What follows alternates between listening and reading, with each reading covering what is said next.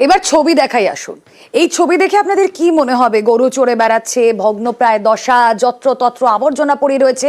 হ্যাঁ, এটা একটা স্বাস্থ্যকেন্দ্র, আর সেই স্বাস্থ্যকেন্দ্রের বেহাল দশা। এটা দেখে আপনাদের মনে হবে এখানে আদৌ কেউ সুস্বাস্থ্যের জন্য যেতে পারে? এমনই খারাপ অবস্থা। অভিযোগ, প্রায় 1 বছর ধরে ডাক্তার এখানে বসেন না, ওষুধ দেন ফার্মাসিস্ট। স্টাফ কোয়ার্টার্স এখন পরিত্যক্ত।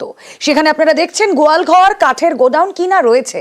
আর সন্ধে হলেই হাসপাতাল চত্বরে বসে মদের আসর।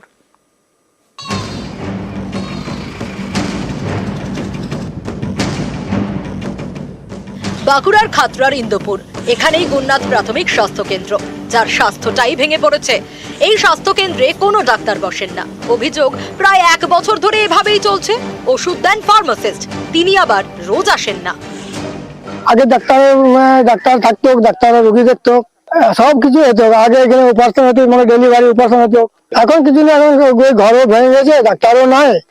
তাহলে এখন কিছু নেই, এখন ফাঁকা খোলা হয়ে গেছে, গরু বাছুর হ্যান ত্যান করছে। আগে স্বাস্থ্য কেন্দ্রের পাশেই স্টাফ কোয়ার্টার, দীর্ঘদিন ধরে পরিত্যক্ত, চারদিক ঝোপ জঙ্গলে ঢাকা।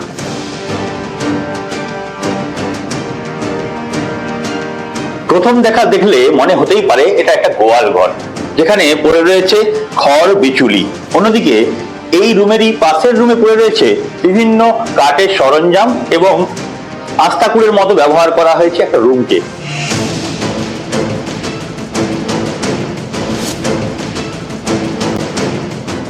হাসপাতাল চত্বর ফাঁকা। অভিযোগ, সন্ধ্যের পর এখানেই বসে মদের আসর। একটা সময় প্রায় 18টি গ্রামের বড় ভরসা ছিল গুণনাথ প্রাথমিক স্বাস্থ্য কেন্দ্র। তখন এখানে অপারেশনও হতো।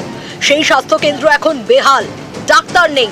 পরিষেবা না পেয়ে এখানকার বাসিন্দাদের যেতে হয় প্রায় 10 কিলোমিটার দূরে ইন্দোপুর ব্লক প্রাথমিক স্বাস্থ্য কেন্দ্রে। একটা সময় যখন প্রথম দিকের স্টেজটাতে ভালো ভালো ভালো ডাক্তার ছিল, খুব নামকরা ডাক্তার ছিল, সে তখন আরো মানে খুবই ভালো চিকিৎসা হয়েছে।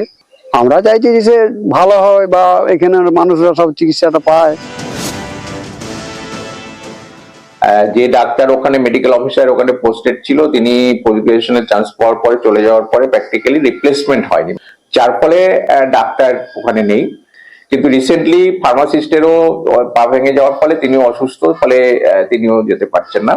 সেটা আমরা বিএমএসকেও বলেছি বা আমাদের সিএমএস সাহেব এবং স্বাস্থ্যমন্ত্রীও আমাদের জানানো হচ্ছে ডাক্তার মেডিকেল অফিসার যাতে ইমিডিয়েট দেওয়া যায়। বিগত 10-12 বছর আগে মানুষ পরিষেবা পেত, কিন্তু কোনো এক অজ্ঞাত কারণে এই গত 1 বছর ধরে এখানে ডাক্তার আসা বন্ধ হয়ে গেছে। হয়তো সপ্তাহে 1 দিন কি 2 দিন কোনো স্বাস্থ্যকর্মী বা আশাকর্মীরা এসে হয়তো তাদের পরিষেবা দিচ্ছে, কিন্তু এটা কি হওয়া দরকার আছে? মানুষ যাতে সঠিকভাবে পরিষেবা পায় সেটার দিকে নজর রাখুক। যদি না সেটা হয়, গ্রামের মানুষকে নিয়ে আমরা বৃহত্তর আন্দোলন পথে যাবো। এখানকার যিনি দায়িত্বরত মেডিকেল অফিসার আছেন, তিনি হয়তো উচ্চতর শিক্ষার জন্য বাইরে গেছেন, একটা গ্যাপ তৈরি হয়েছে। এটা যাতে তাড়াতাড়ি মেটানো যায়, মানুষ যাতে পরিষেবা পায়, ওখানে যাতে একটা সুষ্ঠু ব্যবস্থা চালু হয়, এই জন্য আমরা সিএমএইচকে নিশ্চয়ই অনুরোধ করবো, তাকে এই ব্যাপারটা দেখার জন্য আমরা বলবো।